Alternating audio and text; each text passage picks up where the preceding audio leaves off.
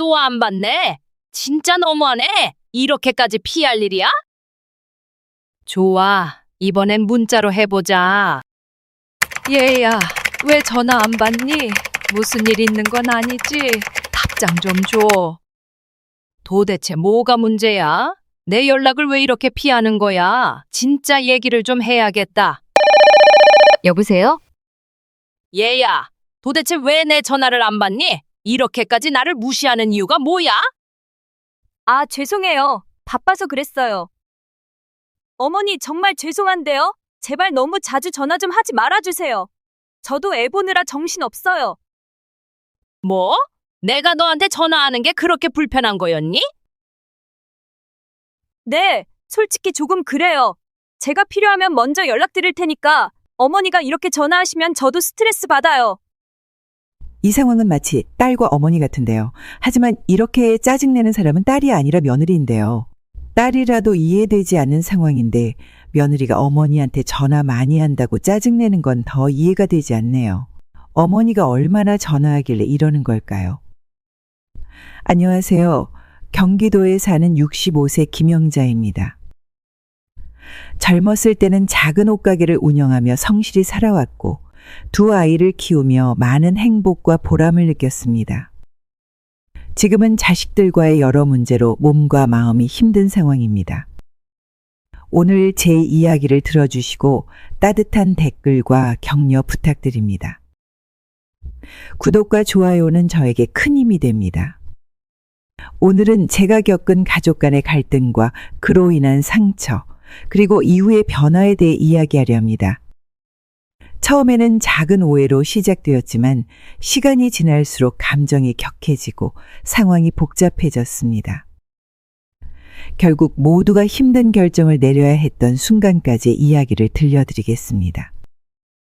다양한 감정이 얽힌 이야기를 함께 들어주시고 끝까지 시청해 주시면 감사하겠습니다. 이야기는 제 아들과 며느리 그리고 손주들과 얽힌 일들입니다. 한때는 서로를 진심으로 아끼고 돕는 관계였지만 지금은 마음이 멀어진 것 같아 안타까움을 느낍니다.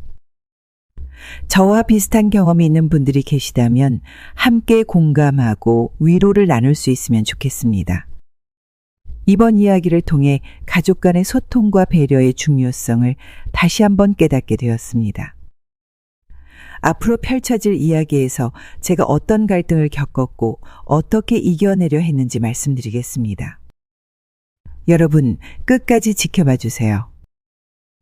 혹시 비슷한 경험이 있으셨던 분들은 댓글로 의견과 조언을 나눠주시면 감사하겠습니다. 이야기를 시작하겠습니다. 그날은 평소처럼 새벽 시장에서 반찬거리를 사러 가던 중이었습니다. 40년 넘게 다니던 익숙한 길이었지만 전날 내린 비로 인해 길이 미끄러웠고 순간적으로 발목에 접질리면서 넘어졌습니다. 날카로운 통증과 함께 일어설 수조차 없었습니다. 다행히 매일 아침 인사를 나누던 생선가게 주인과 채소 할머니께서 급히 달려와 도와주셨고 119급대를 불러 병원으로 이송되었습니다. 종합병원 응급실에서 검사를 받은 결과는 심각했습니다. 발목 골절로 인해 당장 수술이 필요한 상황이었고 의사는 수술 후 최소 6주 이상의 입원 치료가 필요하다고 했습니다. 수술 동의서를 작성하기 전 며느리에게 연락을 했습니다. 아들이 해외에 있는 동안 의지가 되어줄 사람은 며느리뿐이었기 때문입니다. 하지만 전화는 받지 않았고 문자도 확인하지 않은 채였습니다.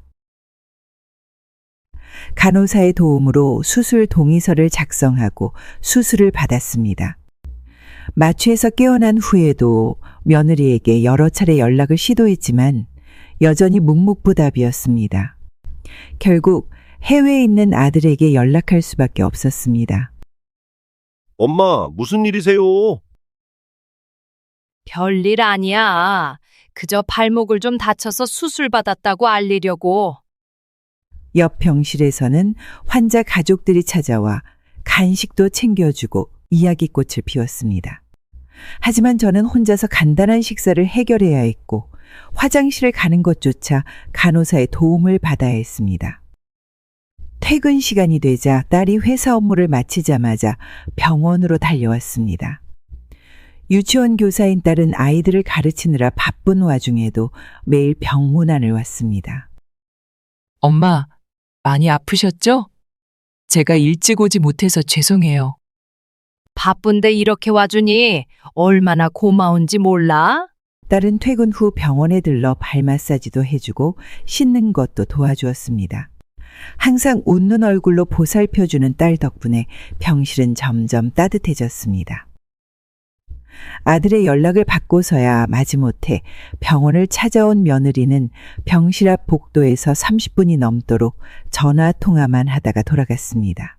수술한 시어머니에게 문병 인사 한마디 건네지 않은 채 말입니다. 매일 아침 병실 창가에서 면회객들이 오가는 모습을 바라보았습니다. 그동안 정이 들었던 시장 상인들이 문병을 와주었지만 정작 가족인 며느리는 찾아오지 않았습니다. 발목의 통증보다 더 크게 느껴지는 것은 며느리의 무관심이었습니다. 간호사들은 매일 친절하게 치료를 도와주었고 입원 생활에 필요한 것들을 챙겨주었습니다. 하지만 가족의 빈자리를 채울 수는 없었습니다.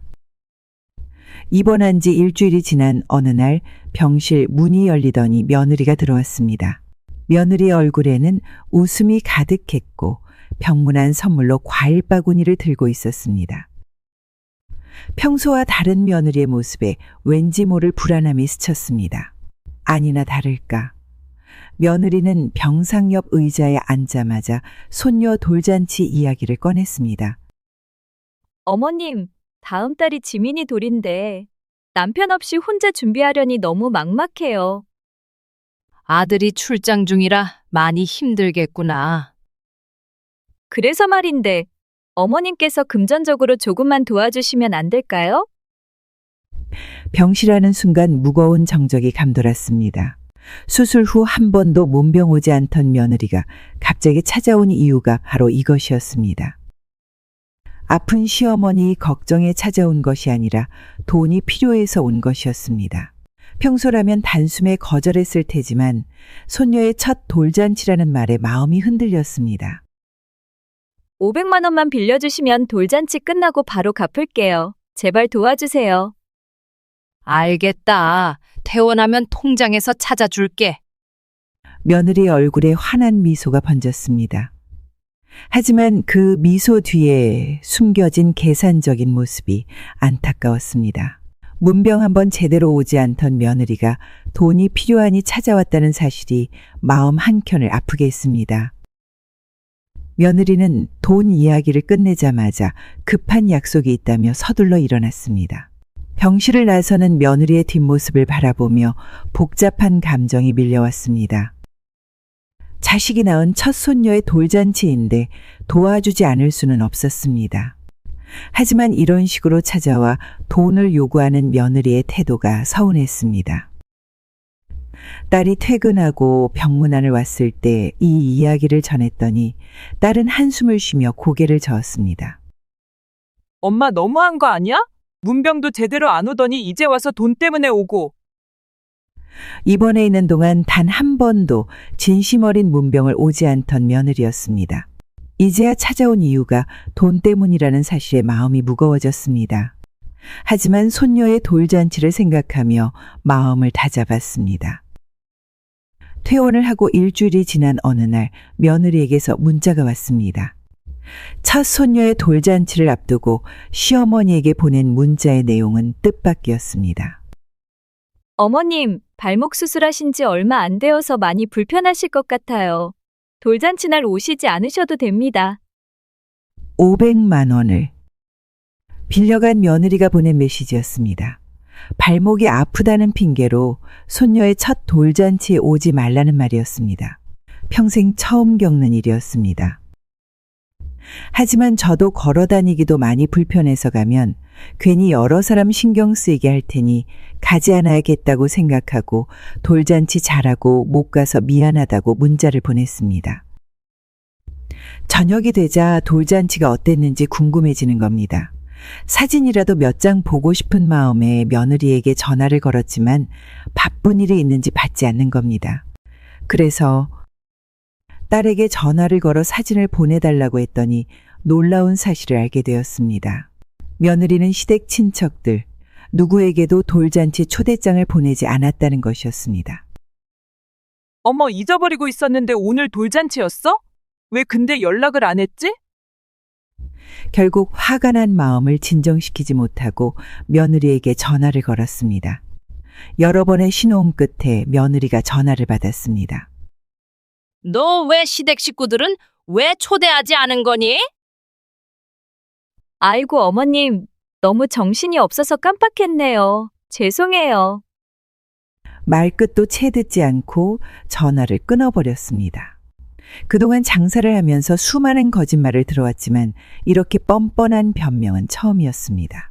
친정 식구들은 모두 초대하면서 시댁 식구들은 잊어버렸다는 말이 어떻게 설득력이 있을 수 있었을까요? 딸은 분통을 터뜨리며 이야기했습니다. 돌잔치에서 할머니와 시댁 식구들을 완전히 배제하려 했던 며느리의 행동은 도저히 이해할 수 없었습니다. 시어머니의 수술비까지 요구하고 돌잔치 비용까지 받아간 며느리가 이런 식으로 나올 줄은 상상도 하지 못했습니다. 며느리의 차가운 말투와 뻔뻔한 변명은 마치 얼음장 같았습니다. 돈이 필요할 때는 굽실거리더니 이제는 완전히 무시하는 모습을 보이며 저의 마음을 아프게 했습니다.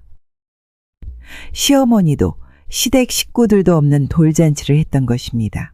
첫 손녀의 기쁜 날에 할머니와 친척들이 함께 축하해 주는 것이 당연한 일인데 며느리는 이를 완전히 무시했습니다.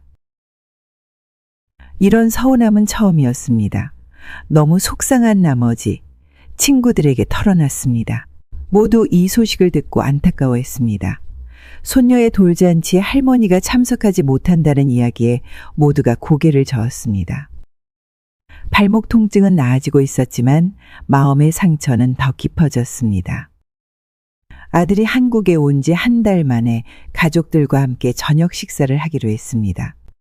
해외 출장이 잦은 아들이라 얼굴 보기가 쉽지 않았기에 온 가족이 함께하는 저녁 식사가 무척 기대됐습니다. 좋은 음식점에서 오랜만에 가족과 함께하는 식사라 설렘과 기대감으로 가장 좋아하는 원피스를 입고 약속 장소로 향했습니다. 늘 깔끔하게 지내왔기에 오늘도 평소처럼 단정하게 차림을 했습니다. 식당에 도착해서 자리에 앉자마자 며느리가 인상을 찌푸리더니 갑자기 말을 꺼냈습니다. 어머님, 옷에서 이상한 냄새가 나는데요? 식당에 있던 다른 손님들도 들을 수 있는 큰 목소리였습니다. 평생 이런 모욕적인 말은 처음 들었습니다. 늘 깨끗하게 관리했던 옷이었는데 며느리의 말에 순간 얼굴이 화끈거렸습니다. 아들은 이런 며느리의 모습에 화를 냈습니다. 지금 뭐 하는 거야? 당장 엄마한테 사과해. 며느리는 아들의 말에 마지못해 사과를 했지만 진심이 담기지 않은 형식적인 사과였습니다. 오히려 입맛을 다시며 불쾌한 표정을 지었습니다. 저녁 식사 내내 며느리는 코를 막는 신용을 하며 불편한 기색을 드러냈습니다. 평생 단정하고 깔끔하게 살아왔는데 이제는 이상한 냄새가 난다며 며느리에게 무시당하는 상황이 되었습니다. 평생을 깔끔하게 살아왔기에 옷에서 냄새가 날 리 없다는 것을 알았지만 식당에 있는 다른 손님들 앞에서 창피를 당한 기분이 들었습니다. 항상 깨끗하게 지내려 노력했던 지난 시간들이 며느리의 한마디에 무너져 내렸습니다. 딸도 옆에서 참다 못해 화를 냈지만 며느리는 아랑곳하지 않았습니다. 오랜만에 모인 가족 식사 자리는 며느리의 모욕적인 발언으로 인해 싸늘하게 식어버렸습니다. 일주일 후 친구들과 동네 파리바게트에서 커피를 마시며 이야기를 나누고 있었습니다. 친구들과 함께라서 잠시나마 며느리와의 불편했던 일들을 잊을 수 있었습니다. 빵집 문이 열리면서 며느리가 들어왔습니다. 며느리는 저희 자리를 보지 못하고 빵을 고르며 전화 통화를 하고 있었습니다. 통화 내용이 저희 테이블까지 크게 들렸습니다. 언니, 나 진짜 미치겠어. 우리 신랑이 시어머니한테 가서 사과하래. 안 가면 이혼하겠다는 거야. 내가 뭘 잘못했다고 사과를 해. 옷에서 냄새 나는 건 사실이잖아. 옆에 앉아있던 친구들은 놀란 표정으로 저를 바라보았습니다. 한 친구가 일어나 며느리에게 따지려 했지만 저는 조용히 말렸습니다. 아들이 며느리에게 사과를 요구했다는 사실에 마음이 아팠지만 이런 자리에서 소란을 피우고 싶지 않았기 때문입니다. 어휴, 진짜 짜증나. 시어머니 편들더니 이제는 이혼까지 하자고 협박하고 내가 이러려고 결혼했나 몰라. 빵을 고르면서도 계속 불평불만을 늘어놓는 며느리의 모습을 보며 친구들의 얼굴이 점점 굳어갔습니다. 평생을 깔끔하게 살아온 제가 냄새 난다는 이유로 모욕을 당했는데 오히려 피해자인 양 험담을 하는 며느리의 태도가 너무나 실망스러웠습니다. 저런 며느리는 처음 봤네. 어떻게 시어머니를 저렇게 무시할 수가 있어? 내가 가서 한마디 해줄까? 며느리는 계속해서 통화를 이어가며 시어머니 험담을 멈추지 않았습니다. 아들과의 이혼까지 거론하며 격앙된 목소리로 이야기하는 모습에 친구들은 더욱 분노했습니다. 하지만 저는 친구들을 진정시켰습니다. 이런 상황에서 감정적으로 대응하면 오히려 아들의 입장만 더 어려워질 것 같았기 때문입니다. 조용히 지켜보면서 며느리의 진짜 마음을 알 수 있는 기회라고 생각했습니다. 빵을 고르던 며느리는 여전히 저희를 발견하지 못한 채 카운터로 향했습니다. 계산을 하면서도 전화로 시어머니 험담을 멈추지 않았습니다. 빵집 직원들마저 불편한 표정을 지었습니다. 친구들은 며느리의 태도에 더욱 분개했지만 저는 차분하게 상황을 지켜보자고 말렸습니다. 이런 며느리의 본 모습을 알게 된 것이 오히려 다행이라는 생각이 들었기 때문입니다. 며느리가 빵집을 나가자마자 핸드폰이 울렸습니다. 화면에는 며느리의 이름이 떠 있었습니다. 방금 전까지 시어머니 험담을 하던 며느리가 갑자기 전화를 걸어온 것입니다. 어머님, 집에 계신가요? 어머님 좋아하시는 빵 사왔는데 안 계시네요. 친구들은 방금 전까지 시어머니를 험담하던 며느리의 돌변한 태도에 입을 다물지 못했습니다. 빵집에서 욕을 하다가 이제는 마치 효부인 척 연기하는 며느리의 이중적인 모습에 친구들의 얼굴이 불그락불그락 했습니다. 어머나, 저런 사람이 다 있어요? 방금 전까지 시어머님 욕하더니. 얼굴도 두꺼워라. 어떻게 저렇게 태연하게 전화를 할 수 있죠? 옆자리에서 지켜보던 빵집 직원들도 놀란 표정이었습니다. 방금 전까지 큰 소리로 시어머니 험담을 하던 사람이 이제는 다정한 목소리로 빵을 사왔다고 하니 말입니다. 며느리는 계속해서 전화로 어디 계시냐고 물었습니다. 친구들은 당장 따지자고 했지만 차분하게 상황을 지켜보기로 했습니다. 방금 전 통화에서 며느리의 진심을 확인했기 때문입니다. 친구들과 작별 인사를 하고 집으로 향했습니다. 빵집에서 있었던 일로 마음이 무거웠지만 며느리의 진짜 마음을 알게 된 것이 다행이라는 생각이 들었습니다. 집 앞에 도착하자 며느리가 현관 앞에서 기다리고 있었습니다. 손에는 빵집에서 산 봉지가 들려 있었고 얼굴에는 웃음을 띄우고 있었습니다. 방금 전까지 빵집에서 시어머니를 험담하던 모습과는 완전히 달랐습니다. 어머님, 제가 며칠 전에 식당에서 너무 예의 없이 굴었네요. 생각이 짧았어요. 죄송합니다. 마치 리허설을 한 것처럼 준비된 사과였습니다. 빵집에서 들었던 통화 내용이 아직도 귓가에 생생한데 이렇게 금세 태도를 바꾸는 며느리의 모습이 안타까웠습니다. 이 빵도 어머님 좋아하시는 거 일부러 사왔어요. 용서해 주세요. 사과하는 며느리의 목소리는 달콤했지만 방금 전 빵집에서 들은 험담이 자꾸 떠올랐습니다. 아들의 이혼 협박에 어쩔 수 없이 하는 형식적인 사과라는 것을 알면서도 가족의 평화를 위해 받아들이기로 했습니다. 알겠다. 앞으로는 이런 일이 없었으면 좋겠구나. 며느리의 표정이 환하게 밝아졌습니다. 아들에게 사과했다는 증거를 만들었다는 듯한 미소였습니다. 빵봉지를 건네받으며 며느리의 얼굴에 스치는 안도감이 보였습니다. 빵집에서 친구들과 목격했던 며느리의 진짜 마음을 알기에 이 사과가 진심이 아니라는 것을 잘 알고 있었습니다. 하지만 가족의 평화를 위해 아들의 마음을 위해 일단은 받아들이기로 했습니다. 살아오면서 이렇게 이중적인 사람은 처음이었습니다. 등 뒤에서는 시어머니를 험담하고 앞에서는 달콤한 말로 사과하는 며느리의 모습에 마음 한구석이 쓰라렸습니다. 하지만 한편으로 이중적이라도 내 자식한테만 잘한다면 내가 너 왜 이중적이냐라고 따질 수 없기에 묻기로 하고 잊어버리려고 노력했습니다. 며칠이 지난 오후 아들에게서 갑자기 전화가 걸려왔습니다. 아들은 평소와 다름없이 다정한 목소리로 안부를 물었습니다. 엄마, 오늘 지민이 어린이집 재롱잔치 잘 보셨어요? 순간 머리가 하얘졌습니다. 손녀의 유치원 재롱잔치가 있었다는 말은 단 한 번도 들은 적이 없었기 때문입니다. 며느리는 이런 중요한 행사도 알리지 않은 채 마치 제가 참석한 것처럼 아들에게 거짓말을 한 것이었습니다. 아, 그래. 잘 봤어. 떨리는 목소리를 억누르며 대충 얼버무렸습니다. 손녀가 무대에 서서 어떤 공연을 했는지 어떤 옷을 입고 있었는지 전혀 알 수 없었습니다. 아들에게 진실을 말하고 싶었지만 또다시 부부 사이에 갈등이 생길까 염려되어 거짓말을 할 수밖에 없었습니다. 지민이가 무대에서 율동할 때 정말 예뻤죠? 가슴이 찢어질 듯 아팠습니다.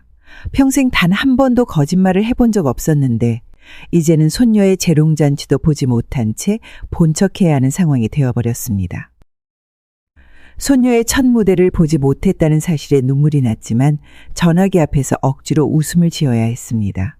며느리는 중요한 행사도 알리지 않고 오히려 시어머니가 참석한 것처럼 거짓말을 했다는 사실이 너무나 충격적이었습니다. 손녀의 재롱잔치는 할머니로서 꼭 보고 싶었던 소중한 순간이었습니다. 하지만 며느리의 거짓말로 인해 이 특별한 순간을 영원히 놓치고 말았습니다. 무대 위에서 율동하는 손녀의 모습을 상상하며 마음속으로 미안함과 서러움이 차올랐습니다. 전화를 끊고 난 후 이제는 며느리를 어떻게 대해야 할지 막막해졌습니다. 손녀의 중요한 행사조차 숨기고 거짓말까지 하는 며느리의 행동이 이해되지 않았습니다. 하지만 가족의 평화를 위해 이 사실을 아들에게 말할 수도 없는 상황이 되어버렸습니다. 아들과의 통화가 끝난 후 바로 며느리에게 전화를 걸었습니다. 손녀의 재롱잔치에 대해 왜 알리지 않았는지 물어보고 싶었습니다. 하지만 전화는 계속 신호음만 올릴 뿐 받지 않았습니다. 다시 한번 또 한 번 전화를 걸어보았지만 여전히 응답이 없었습니다.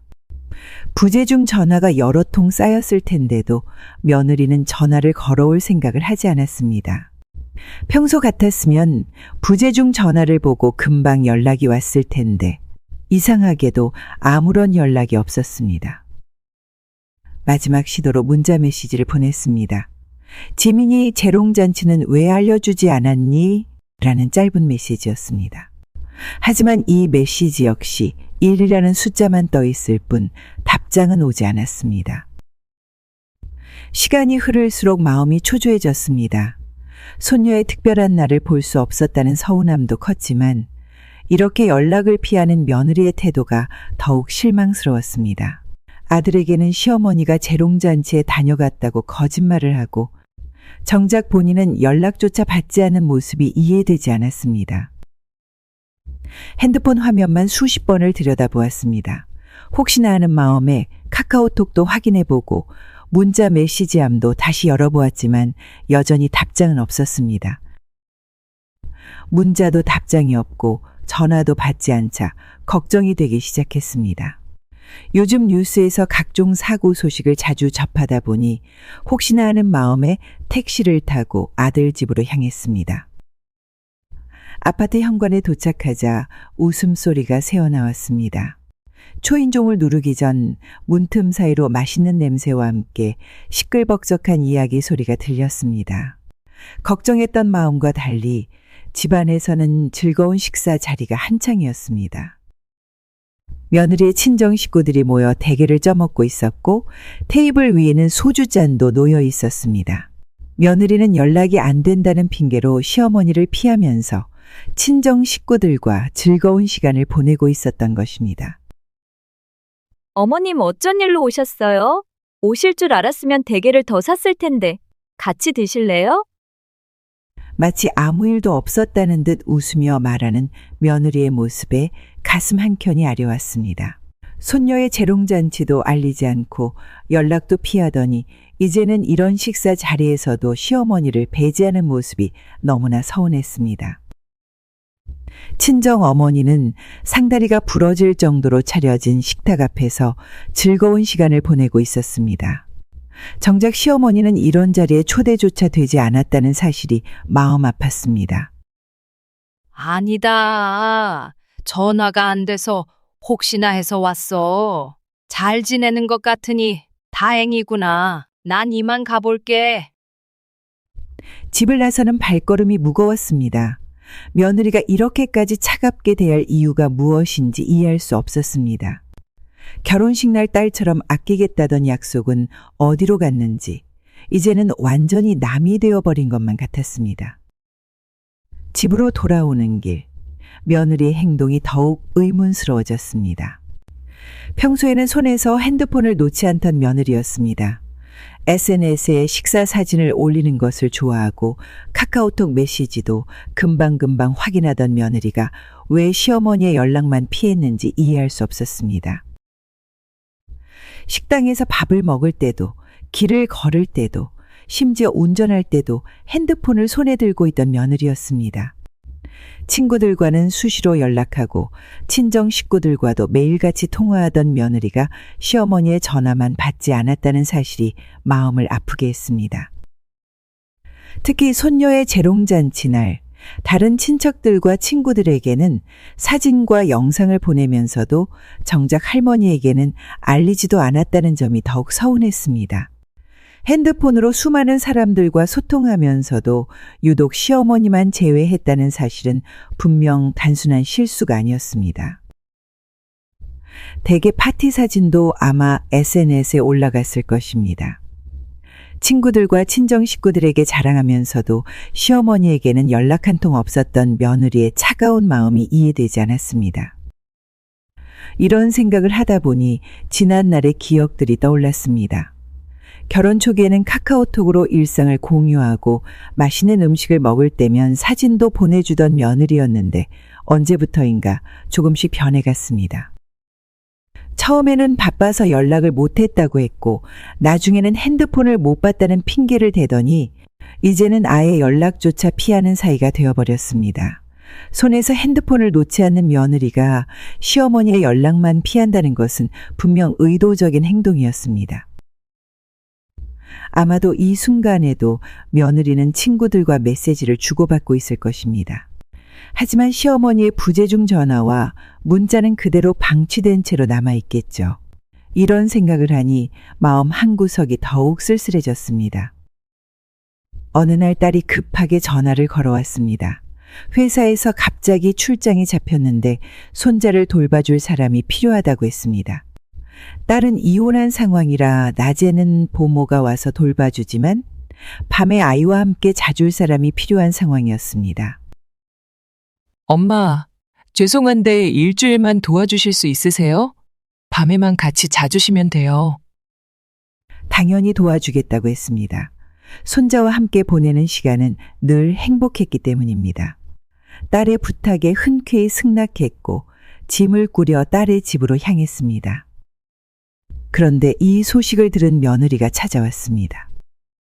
어머님, 지민이도 같이 봐주실 수 있나요? 저도 며칠 집을 비워야 해서요. 이유를 물어보자 며느리는 친정어머니가 갑자기 편찮으셔서 병간호를 해야 한다고 말했습니다. 평소 건강하시던 친정어머니가 갑자기 아프셨다는 말에 걱정되는 마음에 손녀도 함께 돌보기로 약속했습니다. 손자와 손녀를 돌보는 지 닷새째 되던 날 딸에게서 전화가 걸려왔습니다. 제주도 출장 중인 딸의 목소리가 떨렸습니다. 엄마, 지금 제가 찍은 사진과 동영상 보내드릴게요. 혹시 새언니 친정어머님 병간호 간 거 맞아요? 딸이 보내온 사진 속에는 며느리와 낯선 남자가 제주도 호텔 로비에서 다정하게 걸어가는 모습이 담겨 있었습니다. 친정어머니 병간호라며 집을 비운다고 했던 며느리가 호텔에서 내연남과 함께 있었던 것입니다. 또 다른 동영상에는 며느리가 해변가 레스토랑에서 남자와 와인을 마시며 웃고 있는 장면이 찍혀 있었습니다. 며느리는 아이를 맡기면서 했던 거짓말이 부끄럽지도 않은지 즐거운 표정이었습니다. 딸이 제주도로 출장을 간다는 사실을 모르고 내연남과 여행을 떠난 며느리는 결국 딸에게 발각되고 말았습니다. 아이를 돌봐주는 저를 속이고 남편을 배신하는 모습이 고스란히 카메라에 담겼습니다. 어린 손주들이 잠든 방을 바라보니 눈물이 났습니다. 엄마가 친할머니에게 거짓말을 하고 다른 남자와 여행을 떠났다는 사실을 아이들은 언제까 알게 될지도 모른다는 생각에 가슴이 찢어질 듯 아팠습니다. 딸이 찍은 사진과 동영상을 보면서도 믿기지 않았습니다. 결혼식 날 찍은 사진 속 며느리는 순수하고 해맑습니다. 그런데 이제는 아이의 엄마가 되어서도 이런 일을 저지르다니 도저히 이해할 수 없었습니다. 며느리의 배신은 단순히 남편에 대한 배신이 아니었습니다. 거짓말로 시어머니를 속이고 어린 자녀들까지 등진 이중적인 모습에 분노가 치밀었습니다. 하지만 잠든 손주들 때문에 소리내어 울 수도 없었습니다. 아들의 출장 일정이 아직 남았는지 확인하려고 전화를 걸었습니다. 전화기 너머로 들려오는 아들의 목소리는 어딘가 피곤해 보였습니다. 출장 일정이 끝나려면 15일 정도 더 있어야 한다는 말을 들었을 때 마음 한구석이 답답했습니다. 왜 이런 말을 내가 해야 하는지, 왜 이런 상황까지 오게 되었는지. 남겨진 시간 동안 내가 할 수 있는 최선이 무엇일까 고민하다가 사실을 확실히 해야겠다는 결심을 했습니다. 그래서 아들에게 출장에서 돌아오면 집으로 가지 말고 나를 보러 오라고 당부했습니다. 그날부터 15일 동안 저는 며느리의 잘못을 밝히기 위해 움직였습니다. 하지만 그 과정이 쉽지는 않았습니다. 혼자서 이런 일을 해야 한다는 것이 너무나도 서글펐습니다. 마음 한편에는 그래도 며느리가 단순히 오해를 받는 건 아닌지, 혹시 내가 잘못 알고 있는 건 아닌지 의문이 들기도 했습니다. 그러나 그럴 때마다 머릿속에는 손녀의 얼굴이 떠올랐습니다.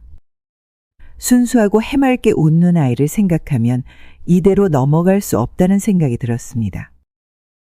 아무리 힘들어도 이 상황을 바로잡아야 한다는 책임감이 마음을 짓눌렀습니다. 증거를 모으기 위해 움직일 때마다 마음이 복잡했습니다. 제주도에서 며느리가 다른 남자와 함께 있는 사진과 영상을 확보했을 때 손이 떨려왔습니다. 이게 현실인지 믿을 수 없었습니다. 눈앞이 흐려지고 마음이 무거워져 아무것도 할 수 없는 상태로 한참을 앉아 있었습니다. 이것을 아들에게 어떻게 전해야 할지 고민하며 밤새도록 잠을 이루지 못했습니다. 멀리 출장 중인 아들이 받을 충격을 생각하면 가슴이 아팠습니다.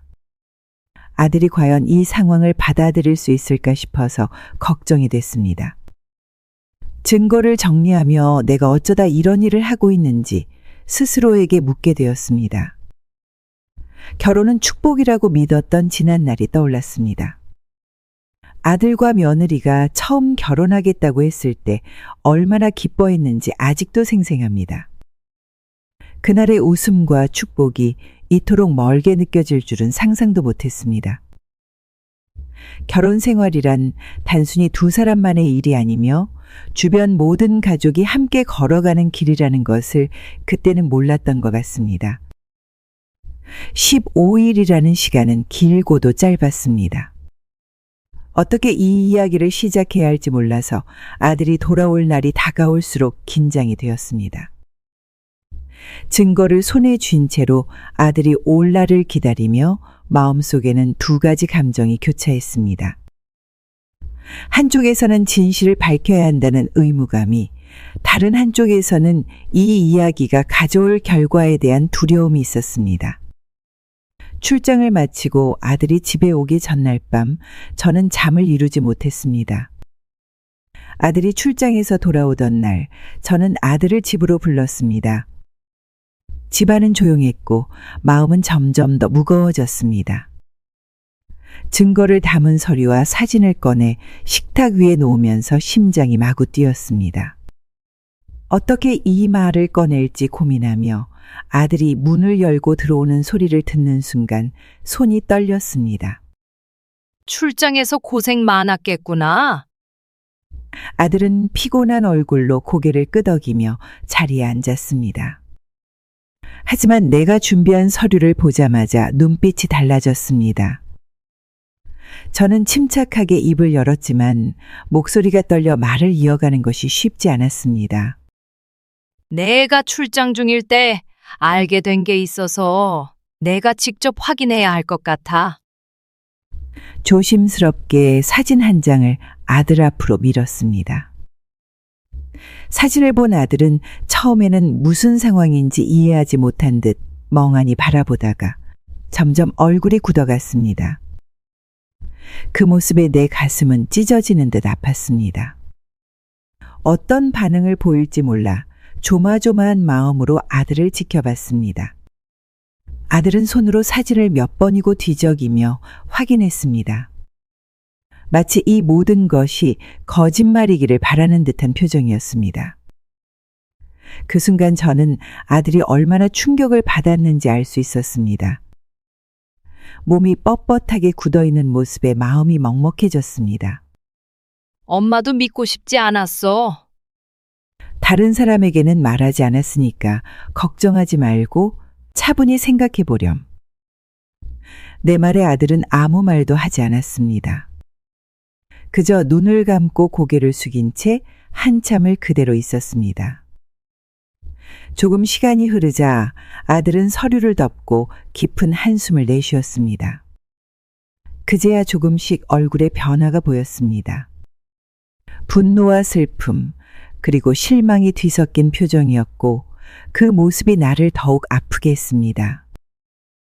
아들은 조용히 자리에서 일어나 거실을 서성였습니다.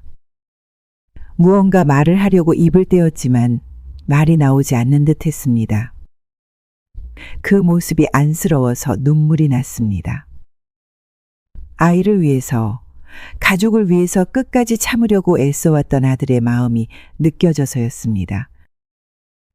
잠시 후 아들은 굳은 표정으로 다시 자리에 앉았습니다. 그리고 결심한 듯한 목소리로 말했습니다. 이제는 결정을 내려야 할 것 같아요. 저는 그 말에 고개를 끄덕이며 묵묵히 아들을 바라봤습니다. 아들의 표정에는 아직도 고통과 혼란이 서려 있었지만 단단한 결심이 엿보였습니다. 그날 밤 아들은 서류와 사진을 챙겨 집으로 돌아갔습니다. 저는 빈 거실에 홀로 앉아 한참을 울었습니다. 아들의 마음이 얼마나 무거울지 생각하면 견딜 수 없었습니다. 하지만 이 결정을 통해 아들이 더 이상 고통받지 않기를 바라는 마음뿐이었습니다. 아들이 집으로 돌아간 후 저는 그저 조용히 아침을 맞이했습니다. 그러나 마음 한구석이 무겁고 어두웠습니다. 아들이 며느리에게 어떤 말을 했을지 상상조차 할 수 없었지만 분명 쉽게 넘길 일이 아니었을 겁니다. 그날 낮 전화벨이 울렸습니다. 화면에는 며느리의 이름이 떴습니다. 저는 핸드폰을 쥔 손이 떨리는 것을 느꼈습니다.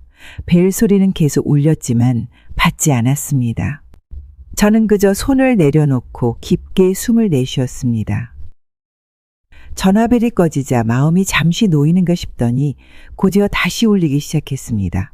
저는 핸드폰을 바라보다가 화면을 꺼버렸습니다. 계속해서 울리는 전화벨이 나를 점점 더 불안하게 만들었습니다. 그날 저녁 핸드폰을 확인했을 때 부재중 전화와 문자 메시지가 가득했습니다. 메시지에는 사과와 부탁이 담겨 있었지만 차마 읽을 용기가 나지 않았습니다. 마음이 복잡했고 머릿속은 뒤죽박죽이었습니다. 핸드폰을 내려놓고 소파에 앉았습니다. 며느리가 왜 이렇게 연락을 하는지 충분히 짐작할 수 있었지만 그 사실을 마주하는 것이 두려웠습니다. 다음 날 아침 또다시 전화가 걸려왔습니다.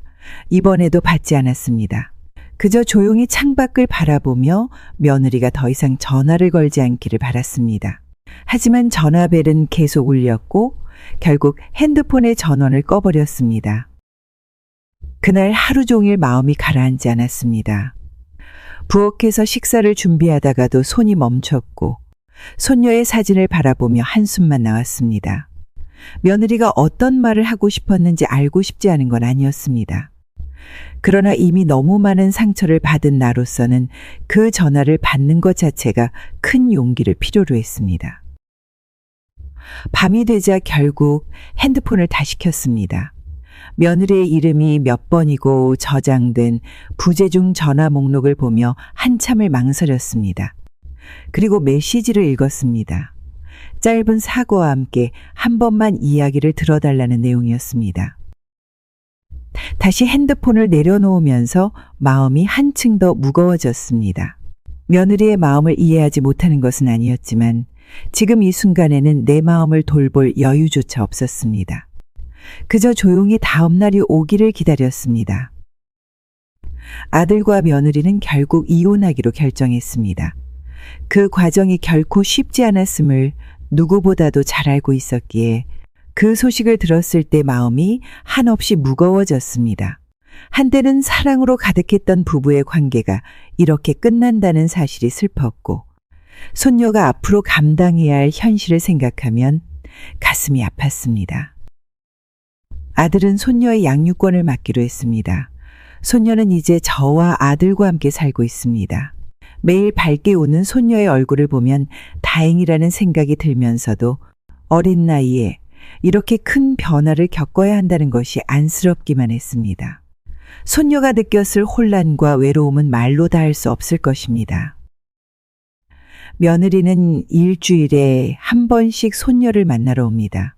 약속된 날이 되면 손녀는 문 앞에서 기다리며 자주 며느리의 이름을 불렀습니다. 그 모습에 마음이 울컥하면서도 이제는 손녀가 이런 상황에 조금씩 적응하고 있다는 것을 느낄 수 있었습니다. 하지만 한편으로는 그 어린 마음 속에도 상처가 남아있을까봐 걱정이 되었습니다. 며느리가 손녀를 만나러 올 때마다 멀찍이 떨어져 지켜보곤 했습니다. 며느리가 손녀를 안아주는 모습을 보면 이상하게도 마음이 복잡해졌습니다. 과거의 일들에 대한 원망과 함께 그도 어쩌면 새로운 시작을 위해 최선을 다하고 있는 것일지도 모른다는 생각이 스쳤습니다. 이런 생각이 들 때마다 감정이 뒤섞여 혼란스러웠습니다. 손녀와 며느리가 만나는 시간은 길지 않았지만 그 짧은 시간 속에서도 손녀는 눈이 반짝이며 행복한 표정을 짓곤 했습니다. 그 모습을 보면서 아이에게 가장 필요한 것은 사랑과 안정이라는 것을 다시 한번 깨닫게 되었습니다. 하루는 손녀가 며느리와 함께 놀고 돌아와 내게 달려왔습니다. 아이는 며느리와 함께했던 시간을 이야기하며 환히 웃었습니다. 그 웃음을 보며 안도감과 함께 묘한 슬픔을 느꼈습니다. 손녀에게는 엄마도 아빠도 모두 소중한 존재임을 너무나도 잘 알기 때문이었습니다. 아들과 손녀와 함께 지내는 생활은 조금씩 안정되어 가고 있습니다. 아들은 일과 육아를 병행하며 하루하루 최선을 다하고 있습니다. 그런 모습을 보면 대견한 마음이 들면서도 마음 한구석에는 여전히 아들의 행복을 바라는 간절한 소망이 남아 있었습니다. 손녀는 가끔씩 며느리와 아들이 같이 살지 않는 이유를 물어보곤 했습니다. 아이의 그 맑은 눈동자에 담긴 질문에 어떻게 대답해야 할지 몰라 그저 미소를 지으며 머리를 쓰다듬어 주었습니다. 그럴 때마다 마음속으로는 아이가 이 모든 것을 이해할 수 있는 날이 오기를 바랐습니다. 이제 우리 가족은 어쩌면 새로운 시작을 준비하고 있는지도 모릅니다. 과거의 아픔이 완전히 사라질 수는 없겠지만 그럼에도 불구하고 앞으로 나아가기 위해 서로를 의지하며 살아가고 있습니다. 제 이야기를 들으면서 슬픔과 갈등 속에서도 가족의 의미를 다시 한번 생각해 볼 수 있는 시간이 되었기를 바랍니다. 여러분은 이 상황에서 어떻게 행동했을까요? 비슷한 경험이 있거나 가족과의 관계에서 어려움을 겪었던 분들이라면 여러분의 소중한 이야기를 댓글로 나눠주세요. 따뜻한 조언과 응원의 말씀이 서로에게 큰 힘이 될 수 있습니다. 제 사연이 공감되셨다면 좋아요 버튼을 눌러주시고 앞으로도 가족과 삶에 관한 이야기를 함께하고 싶으시다면 구독 버튼을 꼭 눌러주세요. 여러분의 관심과 응원이 저에게 큰 힘이 됩니다. 다음 시간에도 진솔한 이야기로 찾아뵙겠습니다. 감사합니다.